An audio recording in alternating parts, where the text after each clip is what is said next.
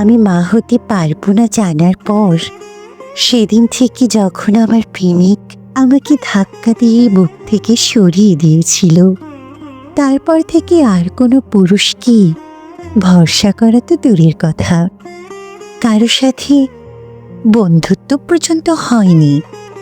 তারপর মাঝে কেটে গেছে 4 বছর। আমিও নিজেকে সময় দিয়েছি, পরিবারকে সময় দিয়েছি, নিজের পায়ে দাঁড়িয়েছি।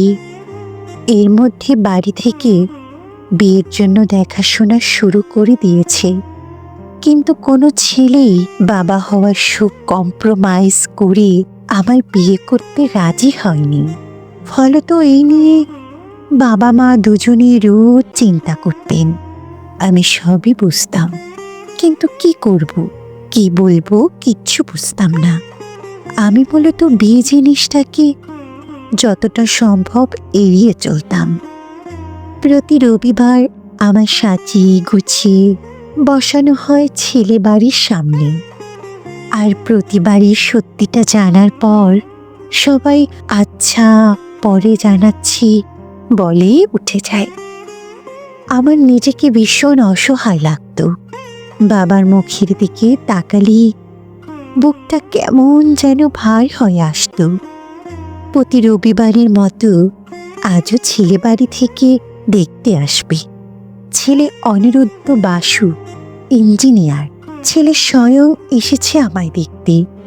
কিছুক্ষণ সবার সামনে কথা বলার পর বড়রা আমাদের আলাদা করে কথা বলার জন্য ছাদে পাঠিয়ে দেয়। আমার কাছে অবশ্য এই দৃশ্যটা খুব চেনা। আমি ছাদে এসে সত্যিটা বলবো, আর তারপর সবাই নিচে গিয়ে পরে জানাচ্ছি বলেই কেটে পড়বে। ছাদে যেতেই উনি আমায় প্রথম জিজ্ঞাসা করলেন আমার গান শুনতে ভালো লাগে কিনা। প্রথমে এই প্রশ্ন শুনে আমি কিছুটা অবাক হই, কারণ প্রতিদিন যারা এসেছিলেন তারা হয়তো আমি কি রান্না জানি, নয়তো আমার অতীতের প্রেম নিয়ে আগ্রহী ছিলেন। ফলত ওনার এই প্রশ্ন আমার অবাক লাগে। যাই হোক, এক কথায় দুই কথায় আমি একেবারেই আমার সেই সত্যিটা বলেই ফেলি। উনি কিছুক্ষণ আকাশের দিকে তাকিয়ে চুপচাপ ছাদের থেকে নেমে চলে আসি। আমি মনে মনে সেদিন খুব হেসেছিলাম। আমার কাছে এটা অবশ্য নতুন কিছু ছিল না।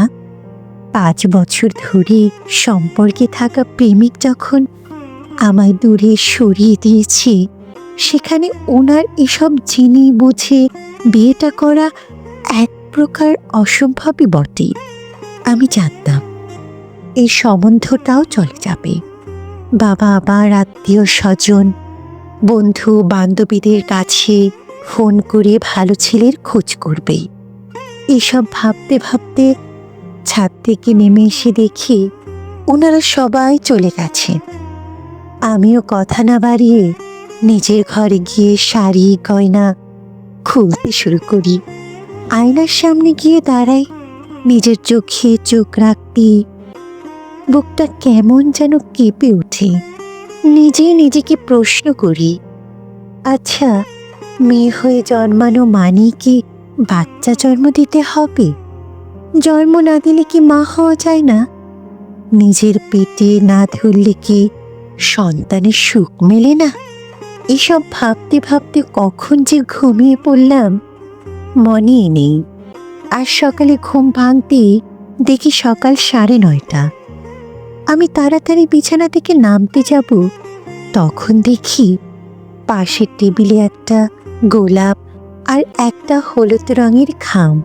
খামটা খুলতে তাতে লেখা, happy one year of togetherness, Mrs Basu.